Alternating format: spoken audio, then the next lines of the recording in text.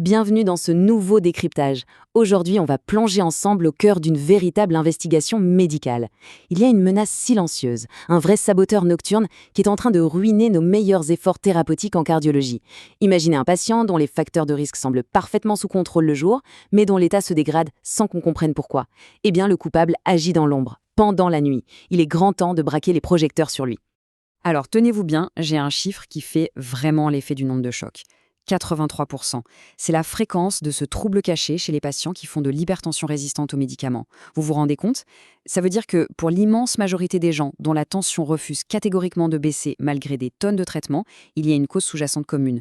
Et le pire, c'est qu'elle n'est souvent même pas recherchée. Du coup, ça soulève forcément cette question existentielle pour la médecine moderne. Pourquoi est-ce que tant de traitements cardiovasculaires de pointe échouent? Si le bon médicament est prescrit et que le patient le prend religieusement, pourquoi la maladie continue d'avancer?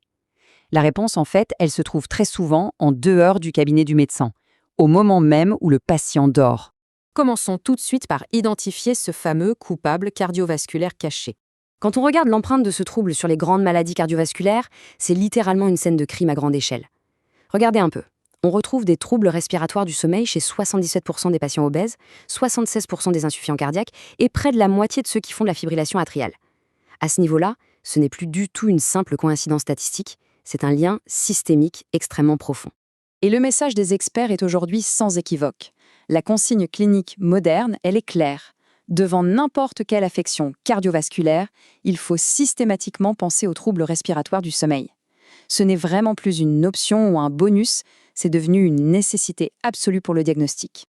Passons à la deuxième étape, décoder ce qui se passe vraiment avec ces troubles respiratoires pendant la nuit. Bon, il faut savoir que les problèmes de sommeil, c'est vaste. Environ 15 à 20% de la population a des soucis de somnolence en journée. Ça peut venir de l'insomnie ou du syndrome des jambes sans repos, par exemple. Mais le grand responsable, le vrai délinquant qui sature les cliniques du sommeil et représente plus de 60% des consultations, c'est l'apnée du sommeil. C'est vraiment elle qui doit capter toute notre attention. Posons les bases rapidement. Une apnée, ce n'est pas juste quelqu'un qui ronfle fort. C'est l'arrêt pur et simple de la respiration pendant au moins 10 secondes. La machine s'arrête. À côté de ça, on a l'hypopnée. C'est une grosse baisse du flux d'air, mais suffisante pour faire chuter l'oxygène dans le sang ou pour forcer le cerveau à faire un micro-réveil en urgence pour relancer la respiration. Et c'est super important de distinguer les deux mécanismes en jeu ici. D'un côté, on a l'apnée obstructive. Là, c'est un barrage physique. La gorge se ferme, l'air ne passe plus, mais le corps panique et lutte intensément pour essayer de respirer. De l'autre côté, on a l'apnée centrale. C'est carrément neurologique. Le cerveau oublie d'envoyer la commande pour respirer. Il n'y a plus aucun effort, tout s'arrête. Concrètement, si on regarde la version obstructive, c'est de la pure mécanique. Pendant la nuit, les muscles se relâchent et le pharynx s'effondre sur lui-même. Ça arrive souvent s'il y a un rétrécissement naturel, un œdème ou des amas graisseux comme dans les cas d'obésité. La voie aérienne est bloquée net, l'air ne circule plus et c'est là que le compte à rebours toxique commence pour l'organisme. Ce qui nous amène à notre troisième point, et pas des moindres, l'effet domino physiopathologique. C'est la clé de voûte de toute cette histoire. Tout part d'une étincelle, l'hypoxémie, donc le manque brutal d'oxygène, couplé au fameux micro-réveil.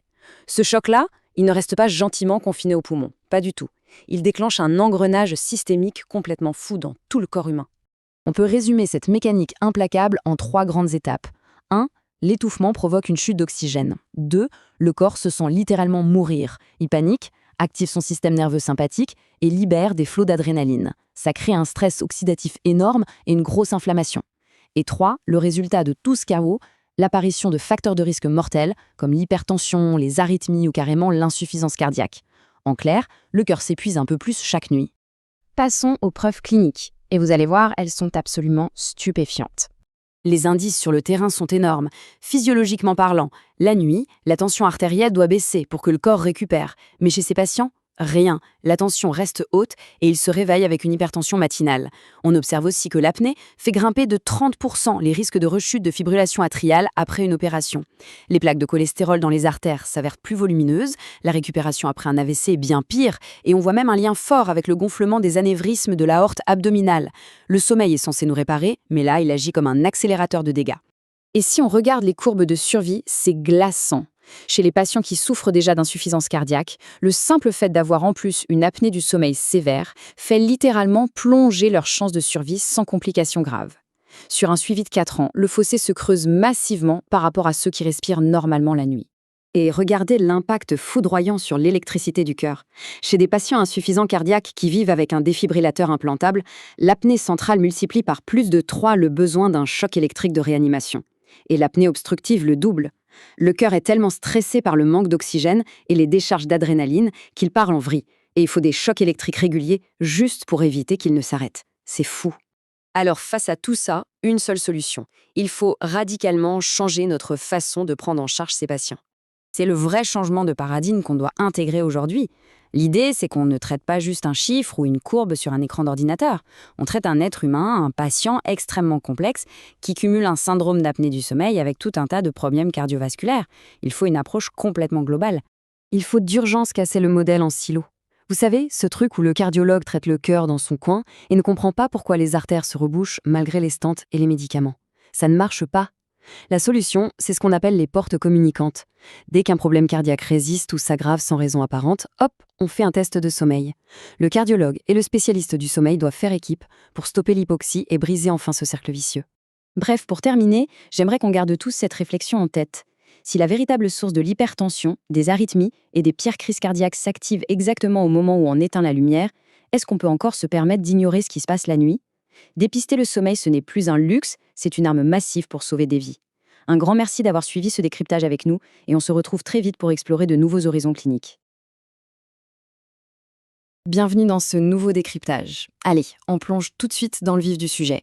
Aujourd'hui, on va décortiquer comment l'année 2026 est littéralement en train de métamorphoser notre façon de dormir, de respirer et même de financer notre santé. Et oui, l'apnée du sommeil, ce n'est plus du tout le simple petit ronflement agaçant qu'on pensait connaître. Entre les toutes dernières innovations médicales et les nouvelles règles de santé publique, c'est carrément une révolution qui s'opère sous nos yeux. Au menu de cette exploration, on va aborder l'apnée comme un véritable voleur de sommeil silencieux avant de voir comment identifier les personnes à risque. Ensuite, cap sur le diagnostic ultra-moderne de 2026, la révolution des traitements qui changent la donne, et pour finir, les nouvelles règles strictes de remboursement. Première étape donc, ce fameux voleur de sommeil silencieux. Voyons un peu ce qui se passe mécaniquement dans notre corps. Alors, dans un monde parfait, voici à quoi ressemble une bonne nuit de sommeil sain. Les muscles de la langue, le palais, les parois de la gorge, tout ce beau monde fait exactement ce qu'on attend de lui. Ils maintiennent le passage de l'air grand ouvert. L'oxygène circule librement, sans le moindre effort, comme sur une autoroute fluide. Tout va bien. Mais quand la mécanique commence à dérailler, on observe ce qu'on appelle, dans le jargon, une hypopnée. En gros, les tissus se relâchent beaucoup trop et s'affaissent. L'autoroute n'est pas totalement bloquée, mais elle passe d'un coup à une seule voie. L'air a beaucoup plus de mal à passer, ce qui oblige tout le système respiratoire à forcer et, fatalement, l'apport en oxygène commence à chuter. Et là, c'est le stade critique, l'obstruction totale, la vraie apnée. Le passage est littéralement fermé à double tour. Plus une seule goutte d'air ne passe. Pour qu'on parle d'apnée stricte, ce blocage doit durer au moins 10 longues secondes. Et que fait notre cerveau face à ça ? Eh bien, il panique, il déclenche une alarme d'urgence, un micro-réveil, juste pour forcer la reprise de la respiration. Le problème, c'est que le cycle de sommeil est complètement fracassé. Et ça peut se produire des centaines de fois par nuit. Partie 2. Identifier les personnes à risque. Passons aux signaux d'alerte dans la vie de tous les jours. Comment repérer ce fléau invisible ? Évidemment, il y a les ronflements sonores, ceux qui font trembler les murs, mais c'est loin d'être le seul indice. Il y a aussi ces fameux maux de tête au réveil, causés par le simple fait que le cerveau a manqué d'oxygène toute la nuit. Sans oublier une fatigue écrasante en pleine journée ou une perte soudaine de concentration. Et c'est là qu'on arrive à un chiffre frappant. On estime que la moitié des personnes souffrant de dépression seraient en réalité atteintes d'apnée du sommeil. Le lien est très clair. Ce n'est pas juste de la fatigue, c'est un mal qui détruit la santé mentale et cardiovasculaire à petit feu. Ce qui nous amène à la troisième partie. Comment on diagnostique ça aujourd'hui en 2026 ? Alerte spoiler, l'intelligence artificielle est passée par là. Comparons un peu les méthodes. D'un côté, on a l'approche traditionnelle, la polysomnographie. Ultra fiable, oui, mais elle implique de passer la nuit à l'hôpital, recouvert d'électrodes de la tête aux pieds pour mesurer chaque activité corporelle. C'est lourd. Et de l'autre côté, la petite révolution de 2026. Une start-up française a créé une IA capable de faire un premier tri avec un simple smartphone. On le pose sur la poitrine avant de dormir, en mode avion bien sûr, et là, l'appareil utilise ses capteurs habituels comme le microphone et le gyroscope pour analyser les mouvements et la respiration. C'est absolument bluffant et ça permet un dépistage à la portée de tous, depuis son propre lit. Quatrième partie de notre analyse, les traitements. Et là aussi, fini les solutions uniques, on entre dans l'ère du sur-mesure. Mais avant, parlons de ce chiffre. 48%. Presque la moitié. C'est le nombre ahurissant de patients qui abandonnent leur machine à masque respiratoire classique avant la barre des 3 ans. Alors oui, cette machine est super efficace sur le papier, mais elle est tellement contraignante au quotidien que beaucoup jettent tout simplement l'éponge. Et ça crée un vide thérapeutique immense. Heureusement, l'arsenal médical s'est sacrément étoffé. On a toujours la fameuse machine, la PPC, mais avec des masques bien plus légers. Pour ceux qui n'en peuvent plus, on propose des gouttières imprimées en 3D, parfaites pour le confort. Mais attention, le vrai tourment, c'est l'implant Inspire, dont on va parler juste après, et surtout une nouvelle pilule combinée, un mélange d'atomoxétine et d'aroxybutinine qui donne des résultats spectaculaires. Dans certains essais, ça réduit les pauses respiratoires de 56%. Une pilule au coucher, pas de masque et les muscles de la gorge restent toniques, c'est une avancée majeure. Et pour les cas plus complexes, on touche à la science-fiction devenue réalité. Le docteur Vincent Puel, un cardiologue spécialiste du sommeil, l'explique très bien. On a désormais un implant appelé Inspire. Concrètement, c'est un pacemaker pour la langue. Placé sous la peau, il envoie de minuscules impulsions au nerf de la langue pour l'empêcher de bloquer la gorge, le tout en rythme avec la respiration naturelle. Un petit clic sur une télécommande au moment de s'endormir et le tour est joué, discret, sans masque et redoutablement efficace. On arrive à notre 5e et dernière partie. Parce que oui, la technologie avance, mais les règles de prise en charge financière, elles, se sont considérablement durcies. Soyons clairs, en 2026, l'assurance maladie ne plaisante plus du tout avec le remboursement de la machine à masque. C'est encadré par des règles très strictes. Il faut utiliser l'appareil au minimum 4 heures par nuit. Si on fait le calcul, ça représente 112 heures par mois, incontournable. Et ce n'est pas tout. La télésurveillance quotidienne est devenue obligatoire. La machine envoie directement les données d'utilisation aux instances de santé. Si l'utilisation n'est pas suffisante ou si on refuse de partager ces données, le remboursement dégringole littéralement à 3,65 € par semaine. Ah, et désormais, seul un médecin doté d'une formation hyper spécifique sur le sommeil est autorisé à prescrire cet équipement. Tout ça nous amène à une réflexion finale vraiment fascinante. D'un côté, on a des traitements connectés ultra performants, capables de mesurer chaque souffle et d'optimiser la santé publique. Mais de l'autre, chaque nuit de sommeil est scrutée, analysée et conditionne même les finances du patient. C'est une fusion totalement inédite entre la sphère intime et le monde médical. Alors, comment allons-nous trouver le juste équilibre entre la liberté de gérer notre propre santé et cette nouvelle ère de surveillance médicale permanente? C'est le grand défi de la médecine de demain. Merci à tous d'avoir suivi ce décryptage et à très bientôt pour une nouvelle analyse. Bienvenue dans ce nouveau décryptage. Allez, on plonge tout de suite dans le vif du sujet.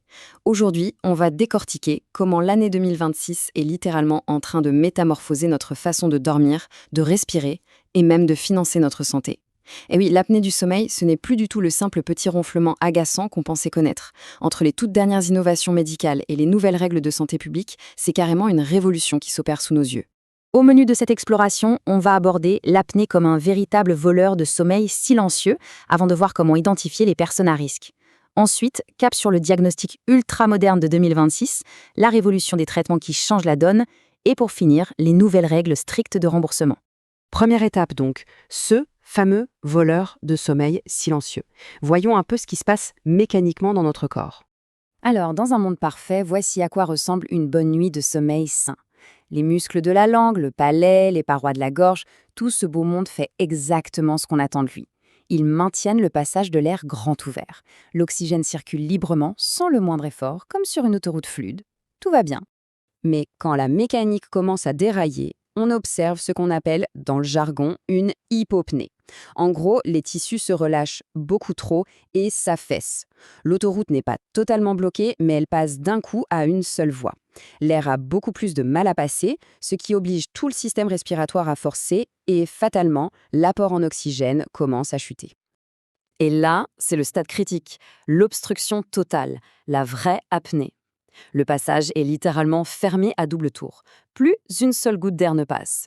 Pour qu'on parle d'apnée stricte, ce blocage doit durer au moins 10 longues secondes. Et que fait notre cerveau face à ça? Eh bien, il panique, il déclenche une alarme d'urgence, un micro-réveil, juste pour forcer la reprise de la respiration. Le problème, c'est que le cycle de sommeil est complètement fracassé. Et ça peut se produire des centaines de fois par nuit. Partie 2. Identifier les personnes à risque. Passons aux signaux d'alerte dans la vie de tous les jours. Comment repérer ce fléau invisible? Évidemment, il y a les ronflements sonores, ceux qui font trembler les murs, mais c'est loin d'être le seul indice. Il y a aussi ces fameux maux de tête au réveil, causés par le simple fait que le cerveau a manqué d'oxygène toute la nuit. Sans oublier une fatigue écrasante en pleine journée ou une perte soudaine de concentration. Et c'est là qu'on arrive à un chiffre frappant.